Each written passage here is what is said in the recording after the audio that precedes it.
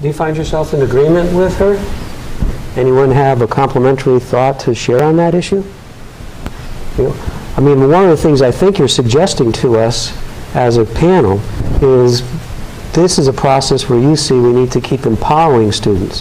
When they feel they have some empowerment, they have some possession over what they're learning and the direction their learning is going, they will become more motivated to perform at a higher level. Right. Does that seem to sum it up well enough? So, I appreciate those comments. So let's go to our third question. What do you perceive to be the most viable, positive, and negative impacts of the No Child Left Behind legislation of the Bush administration? I'm sorry, John. I believe that there are a lot of positives along with negatives. The No Child Left Behind Act was initially put in place to assure that no child would be left behind, but with the key focus on math and English and these standardized tests, students are being left behind in the other core subjects such as history and science. They put it into effect because it kind of like contradicts what they wanted to do, because they put it out there so that it would everybody can get the same type of education across the nation, because they were seeing that through different like states, that the results of the standardized tests that they were getting, you know, one state would be getting, you know, better than the other. And also when they have the standardized tests, some states are having lower expectations where others are having higher expectations. So it's not that like students aren't necessarily receiving the same type of education as they should. Also, within the positives to the No Child Left Behind Act is identify students with learning disabilities so that teachers can change their curriculum towards students that have disabilities, so that it can benefit them in their learning process.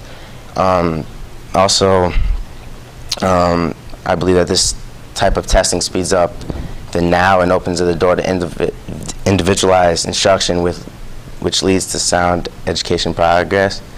And so we have this opportunity now where we can differentiate instruction, because we have more of a composite ability to identify those needs of students.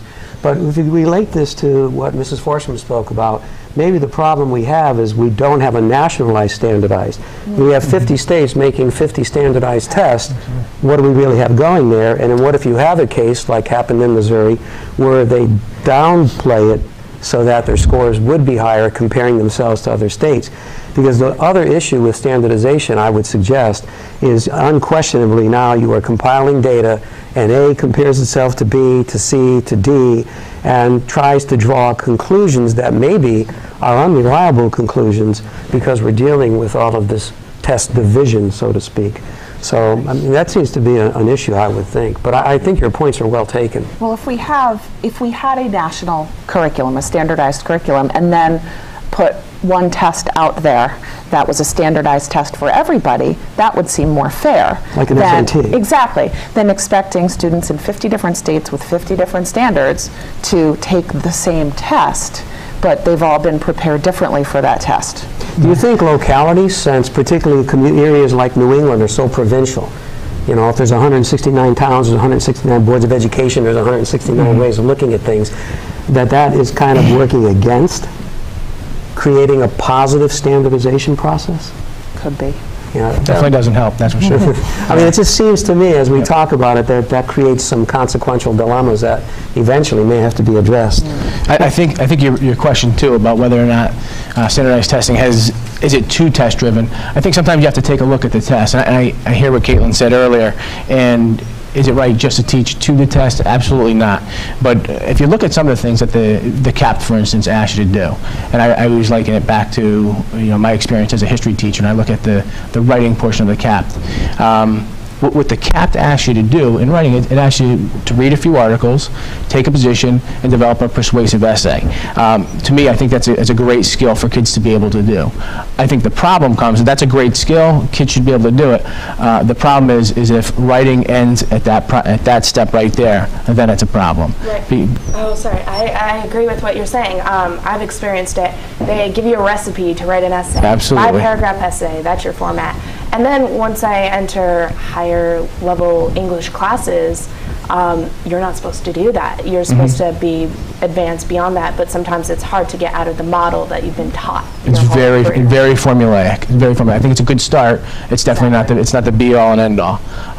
You know, I always just tell my kids it's a tool. It's not a rule. You know, you can take that format, and it could be 5 paragraphs, it could be 5 pages, it could be 50 pages, but it has to extend beyond that. I think that phrase you used ought to be propagandized. It's a tool and not a rule.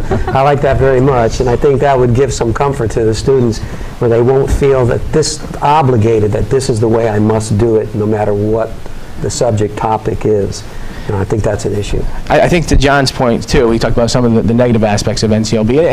It's definitely made us look at kids in a different light, and it's made us look at, you know, all learners, you know, especially our underperforming kids.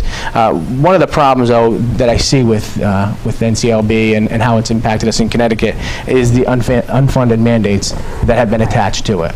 And you look, you know, the state of Connecticut, the legislature a few years back passed a requirement, a graduation requirement exhibition for kids to be able to prove, and that's been linked to the CAP test. You know, it's linked to the CAP test, and now it puts more of a burden on the school systems to be able to address those kids that, you know, aren't achieving at a certain level. But it's done that. It's asked the states and it's asked the school systems to address those concerns, but hasn't come with any money to address the staffing that goes with it. Anytime I think we put out political expectations, we better put out a purse to go along with it. You know, that would be my suggestion.